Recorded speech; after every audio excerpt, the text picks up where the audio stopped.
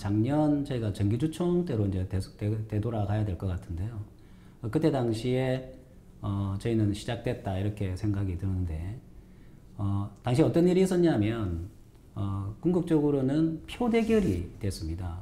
저희가 뭐 동업자라고 볼 때 지금까지 우리가 함께 경영을 해왔다고 말씀하시는 분들이 궁극적으로는 그 주총 안건에 대한 반대 의사를 펼치시고 거기다가 그 반대에 그치시지 않고 아예 이제 표 대결을 진행해 오셨고 그건 저희가 기대하지 않았던 예상치 않았던 상황이었고 저희는 표 대결을 할 수밖에 없는 그런 상황이었습니다. 그래서 그 상황을 저희가 이제 봤을 때는 이번에 저희하고 정말 이제 추진하고자 하는 어떤 방향성이 완전히 좀 달라진 거 아닌가라는 어떤 그런 생각을 할 수밖에 없는 상황이었고 거기에 더 나아가서 소송을 하셨어요. 저희를 특히 이제 2023년 한 11월경에 우리가 진행했던 제3자 배정 유상증자권을 무효 소송을 이렇게 진행하면서 저희는 그 분쟁의 발단이 시작되었다 이렇게 생각을 합니다. 그 최씨 가문의 3세 최은범 회장이 전권을 쥐면서부터 그 신뢰를 허물었다고 생각을 합니다. 뭐 대표적인 사례가 몇 가지 있습니다. 적어도 주식회사는 지배권이 지분율이잖아요. 그러면 서로 상호 간의 지분율을 뭐 동의 없이 뭐 희석시키거나 또 한쪽을 대폭 늘려서 그 현상을 변경하려고 한다면 그건 신뢰를 허무는 일이죠. 그 일을 최은범 회장이 하신 거죠. 그러니까 예를 들자면 22년 8월에 한화에 5%의 제3자 유상증자를 해준 거.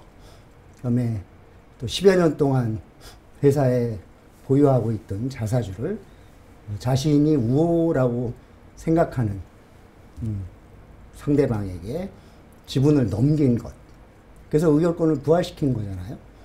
그 다음에 또 거기다 추가적으로 뭐 23년 11월에는 현대차 그룹에 또 5%를 제3자 유상 증자를 한 그 사례들은 뭐 대주주의 동의 없이 일방적으로 자기 쪽 지분을 늘리는 행위다.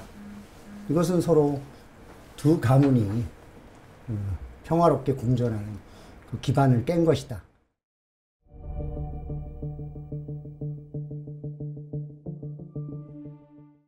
그 폐기물 처리 문제를 좀 갈등이 있었다고 하더라고요.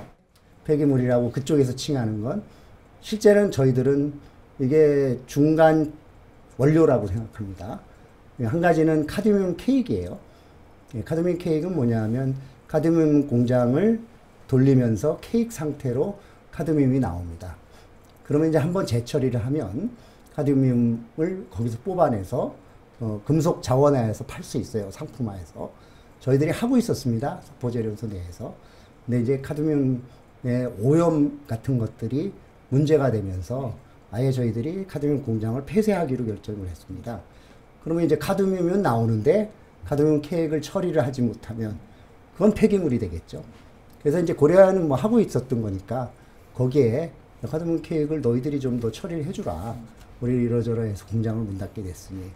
그래서 요청했던 거고 뭐 한동안 그래서 그쪽에서 처리를 했습니다. 그거는 뭐 생산을 하면 이익이 나니까. 근데 이제 그걸 느닷없이 23년인가요? 예, 그때쯤 돼서 이거 못 받겠다 해서 지금은 다른 외부 업체에 저희들이 판매를 하고 있습니다. 그러니까 이게 폐기물이지만 거기에 유가 금속이 들어있잖아요. 그러니까 그걸 재활용을 하면 충분히 저희들이 뭐 그거에 상응하는 가치를 창출할 수 있는 거니까 지금 그걸로 문제가 된 것은 아니겠죠. 아연 재련 과정에서 나오는 각 단계별로 나오는 이제 폐기물들이 있는데 일례로 들면 이제 카드뮴이 있습니다. 이게 카드뮴이 함유되어 있는 이런 이제 그 잔재물이 있는데요. 이 잔재물은 이제 환경적으로 가장 그래도 카드뮴을 친환경적으로 이제 배출하는 방식은 이 카드뮴 메탈로 생산을 해서 이제 배출하는 겁니다. 그건 이제 생산 제품이 돼서 이거는 매출을 일으키게 되는 수익원이 되는데, 그러지 않고 그 중간 단계에서 배출을 한다는 얘기는 그만큼 보다 더 환경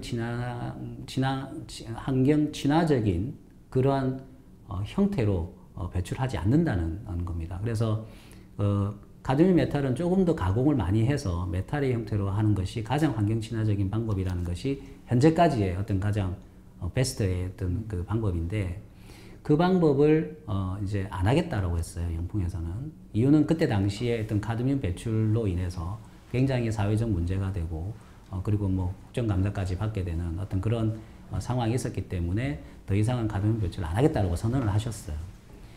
근데 그 선언하는 배경에는 결론적으로는 그 카드뮴의 중간재를 저희한테 처리를 해달라고 이제 요구를 합니다. 그거를 저희는 저희가 이제 어쩔 수 없이 처리를 해드렸어야 되는 그런 이제 상황이었고, 왜냐하면 대주주의 요구였으니까. 근데 저희는 그거를 이제 하는 과정에서 이게 더 이상 우리가 하면 안 되겠다라는 판단하에 그 카드뮴의 잔재물을 더 이상 저희는 안 받기로 이제 결론을 내고, 거기서 약간 이제 감정의 어떤 골은 생겼다, 이렇게 저희는 생각이 들고요.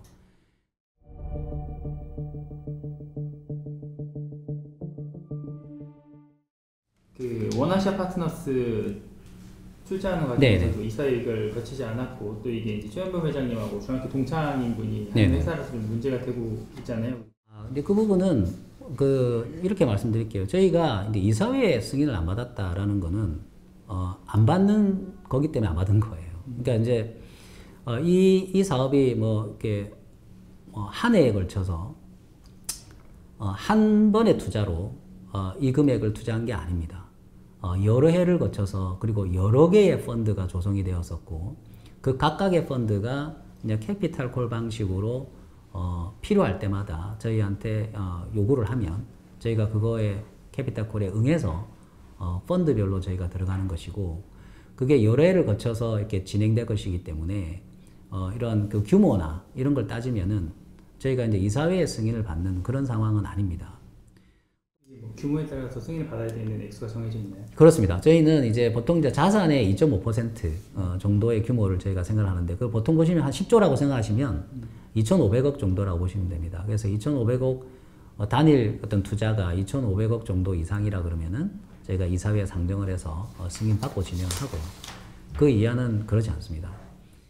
그리고 이게 펀드가 여러 개잖아요. 그러니까 하나의 펀드가 5천억짜리가 아니거든요. 예.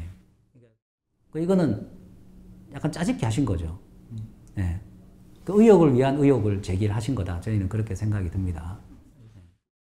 최은범 회장이 19년도에 대표이사에 취임하자마자 자기 중학교 절친인 지창배라는 분이 원아시아 파트너스라고 하는 사모펀드 회사를 설립합니다. 거기에 19년부터 23년 2월까지 5,600억을 몰빵 투자를 해줬습니다. 그러니까 원아시아 펀드가 운영하고 있는 펀드 자산 전체의 한 85% 이상이 고려한 돈이에요. 심지어 어떤 펀드 하나는 그것이 SM 엔터테인먼트 주가 조작 사건에 연루되기도 했는데 거의 99.8%가 고려한 돈입니다. 그렇게 여러 개 펀드로 5,600억을 몰빵으로 투자를 해서 거의 재련업과는 아무런 상관이 없는 엔터테인먼트 사업 같은 것들을 했어요. 이거야말로 이사회 결의도 없이 자기 마음대로 자기 친구 회사에 돈을 5,600억 빼돌린 거 아닙니까? 거기서는 운용을 해서 이익이 나게 할 목적으로 했다고는 하지만 결과적으로 손실이 났고 그런 선한 목적이 있었다 하더라도 절차가 잘못된 것이죠. 그 행위가 잘못됐다고 저희들이 생각을 하고 있는 거고요.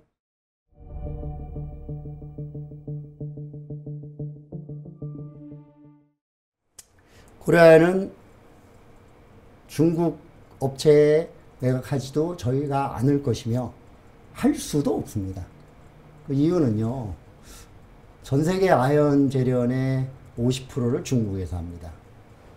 고려아연과 영풍을 합치면 이게 한 8, 9% 돼요. 근데 그게 중국 업체로 넘어간다 그러면 전 세계의 독과점이 될 가능성이 커요. 그나마 유일하게 독립적으로 버티는 재련소입니다. 예.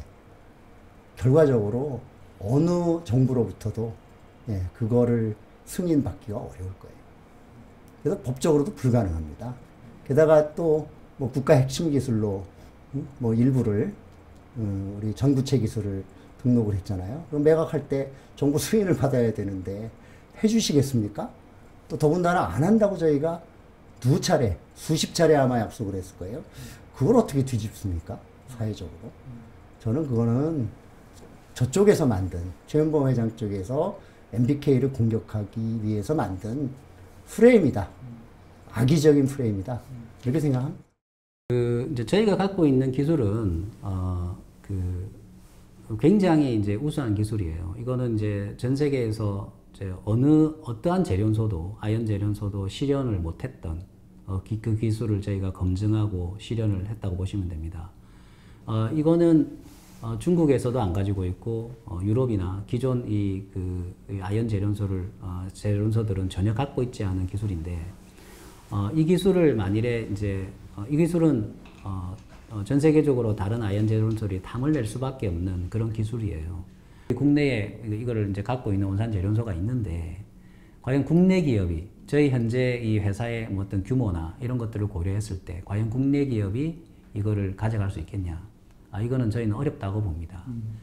그렇다면 결국에는 이제 해외에, 즉, 이러한 기술이 탐이 나는 해외의 어떤 그런 그 회사들이 지켜볼 것이고, 그 회사들이 당연한 그 잠재적인 매수자가 아니겠냐, 이렇게 생각을 하고 있고, 특히 중국입니다. 중국은 이 한국 그 어떤 이런 기술들을 항상 이렇게 바라보고 지켜보고 어떤 기회를 엿보고 있기 때문에, 그리고 이제 이게 회사 매각뿐만 아니라 이제 기술 유출의 방식은 아주 다양합니다. 회사를 어떤 분야별로 쪼개서 이렇게 매각함으로써 어떤 기술 유출을 간접적으로 할 수도 있는 부분이고, 또한 직접적으로 기술을 파는 어떤 그런 형태의 기술 유출이 가능해요.